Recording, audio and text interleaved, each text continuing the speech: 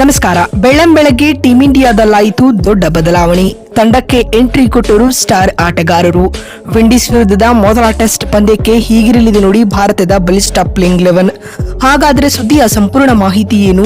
ಅಷ್ಟಕ್ಕೂ ಇಂದು ನಡೆಯಲಿರುವ ವಿಂಡೀಸ್ ವಿರುದ್ಧದ ಮೊದಲ ಟೆಸ್ಟ್ ಪಂದ್ಯಕ್ಕೆ ಭಾರತದ ಪ್ಲೇಯಿಂಗ್ 11 ಯಾವ ರೀತಿಯಾಗಿರಲಿದೆ ಹಾಗೂ ಉಭಯ ತಂಡಗಳ ಹೆಡ್ ಟು ಹೆಡ್ ದಾಖಲೆ ಏನ್ ಹೇಳುತ್ತೆ, ಹೀಗೆ ಇದರೆಲ್ಲದರ ಬಗ್ಗೆ ಈ ವಿಡಿಯೋದಲ್ಲಿ ಕಂಪ್ಲೀಟ್ ಆಗಿ ತಿಳಿಸ್ಕೊಡ್ತಾ ಹೋಗ್ತೀನಿ. ಆದ್ದರಿಂದ ದಯವಿಟ್ಟು ಈ ವಿಡಿಯೋವನ್ನ ಕೊನೆವರೆಗೂ ನೋಡಿ. ಆದರೆ ಅದಕ್ಕಿಂತಲೂ ಮುನ್ನ ಯಾರೇನೂ ನಮ್ಮ ಚಾನೆಲ್ಗೆ ಸಬ್ಸ್ಕ್ರೈಬ್ ಮಾಡಿಲ್ವೋ, ಸೊ ದಯವಿಟ್ಟು ಈ ಕೂಡಲೇ ನಮ್ಮ ಚಾನೆಲ್ಗೊಂದು ಸಬ್ಸ್ಕ್ರೈಬ್ ಮಾಡಿ ಮತ್ತು ಈ ಕೂಡಲೇ ಈ ವಿಡಿಯೋಗೊಂದು ಲೈಕ್ ಮಾಡಿ. ಹೌದು, 2025ರ ಏಷ್ಯಾ ಕಪ್ ನಲ್ಲಿ ಚಾಂಪಿಯನ್ ಪಟ್ಟಕ್ಕೇರಿರುವ ಟೀಂ ಇಂಡಿಯಾ ಇದೀಗ ವೆಸ್ಟ್ ಇಂಡೀಸ್ ವಿರುದ್ಧದ 2 ಪಂದ್ಯಗಳ ಟೆಸ್ಟ್ ಸರಣಿಯನ್ನು ಆಡಲು ಸಜ್ಜಾಗಬೇಕಾಗಿದೆ. ಈ ಸರಣಿಯು ಅಕ್ಟೋಬರ್ 2ರಿಂದ ತವರಿನಲ್ಲಿ ಆರಂಭವಾಗಲಿದೆ. ವಿಶ್ವ ಟೆಸ್ಟ್ ಚಾಂಪಿಯನ್ಶಿಪ್ ದೃಷ್ಟಿಯಿಂದ ಈ ಸರಣಿಯು ಟೀಂ ಇಂಡಿಯಾಗೆ ನಿರ್ಣಾಯಕವಾಗಿದೆ.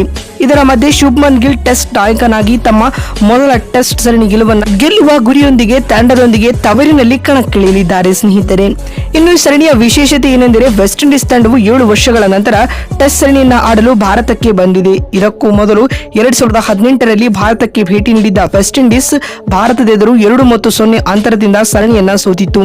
ಇಲ್ಲಿವರೆಗೂ 2 ತಂಡಗಳ ನಡುವೆ 100 ಟೆಸ್ಟ್ ಪಂದ್ಯಗಳು ನಡೆದಿವೆ. ಇವುಗಳಲ್ಲಿ ಭಾರತ 23 ಟೆಸ್ಟ್ ಪಂದ್ಯಗಳನ್ನ ಗೆದ್ದಿದ್ದರೆ ವೆಸ್ಟ್ ಇಂಡೀಸ್ 30 ಪಂದ್ಯಗಳನ್ನ ಗೆದ್ದಿತ್ತು.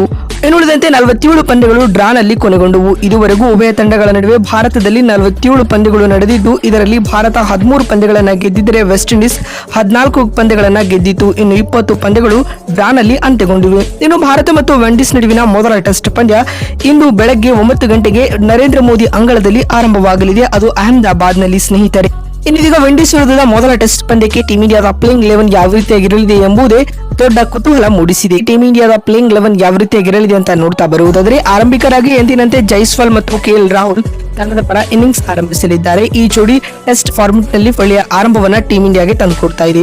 ಇನ್ನು 3ನೇ ಕ್ರಮಾಂಕದಲ್ಲಿ ಸಾಯಿ ಸುದರ್ಶನ್ ಕಣಕ್ಕಿಳಿದರೆ ನಂಬರ್ 4ರ ಸ್ಲಾಟ್ ನಲ್ಲಿ ನಾಯಕ ಶುಭ್ಮನ್ ಗಿಲ್ ಕಣಕ್ಕಿಳಿದಿದ್ದಾರೆ. 5ನೇ ಕ್ರಮಾಂಕದಲ್ಲಿ ದೇವದತ್ ಪಾಡಿಕಲ್ ಕಾಣಿಸಿಕೊಳ್ಳುವ ಸಾಧ್ಯತೆ ಹೆಚ್ಚಿದೆ. ಏಕೆಂದರೆ ಇಂಗ್ಲೆಂಡ್ ವಿರುದ್ಧದ ಸರಣಿಯಲ್ಲಿ 5ನೇ ಕ್ರಮಾಂಕದಲ್ಲಿ ಬ್ಯಾಟ್ ಬೀಸಿದ್ದ ಕರುಣ್ ನಾಯರ್ ಈ ಬಾರಿ ತಂಡದಲ್ಲಿ ಸ್ಥಾನ ಪಡೆದಿಲ್ಲ. ಹೀಗಾಗಿ ಈ ಕ್ರಮಾಂಕದಲ್ಲಿ ಪಡಿಕಲ್ ಕಾಣಿಸಿಕೊಳ್ಳುವುದು ಬಹುತೇಕ ಖಚಿತ ಎನ್ನಬಹುದು. ಮತ್ತು 6ನೇ ಸ್ಲಾಟ್ ನಲ್ಲಿ ತಂಡದ ವಿಕೆಟ್ ಕೀಪರ್ ಕಮ್ ಬ್ಯಾಟ್ಸ್ಮನ್ ಆಗಿ ಧ್ರುವ ಜುರೇಲ್ ಆಡಿದರೆ 7ನೇ ಸ್ಲಾಟ್ ನಲ್ಲಿ ರವೀಂದ್ರ ಜಡೇಜಾ ಟೀಂ ಇಂಡಿಯಾದ ಪ್ಲೇಯಿಂಗ್ 11ನ ಭಾಗವಾಗಲಿದ್ದಾರೆ. 8ನೇ ಕ್ರಮಾಂಕದಲ್ಲಿ ವಾಷಿಂಗ್ಟನ್ ಸುಂದರ್ ಆಡಿದರೆ 9ನೇ ಸ್ಲಾಟ್ ನಲ್ಲಿ ಕುಲ್ದೀಪ್ ಯಾದವ್ ಆಡಲಿದ್ದಾರೆ. 10ನೇ ಕ್ರಮಾಂಕದಲ್ಲಿ ಬೂಮ್ರಾ ಆಡಬಹುದು ಅಥವಾ ಅದರ ಬದಲಾಗಿ ಪ್ರಸಿದ್ಧ ಕೃಷ್ಣ ಕಣಕ್ಕಿಳಿದ್ರೆ, ಇನ್ನು 11ನೇ ಹಾಗೂ ಅಂತಿಮ ಸ್ಲಾಟ್ ನಲ್ಲಿ ಮೊಹಮ್ಮದ್ ಸಿರಾಜ್ ಟೀಂ ಇಂಡಿಯಾದ ಪ್ಲೇಯಿಂಗ್ 11 ನಲ್ಲಿ ಕಾಣಿಸಿಕೊಳ್ಳಲಿದ್ದಾರೆ. ಬಂಧುಗಳೇ, ನಿಮ್ಮ ಪ್ರಕಾರ ಭಾರತ ಮತ್ತು ವಿಂಡೀಸ್ ನಡುವಿನ ಮೊದಲ ಟೆಸ್ಟ್ ಪಂದ್ಯವನ್ನ ಯಾರು ಗೆಲ್ಲಬಹುದು ಎನ್ನುವ ನಿಮ್ಮ ಅನಿಸಿಕೆಗಳನ್ನ ಕಾಮೆಂಟ್ ಮಾಡಿ. ನಮಸ್ಕಾರ.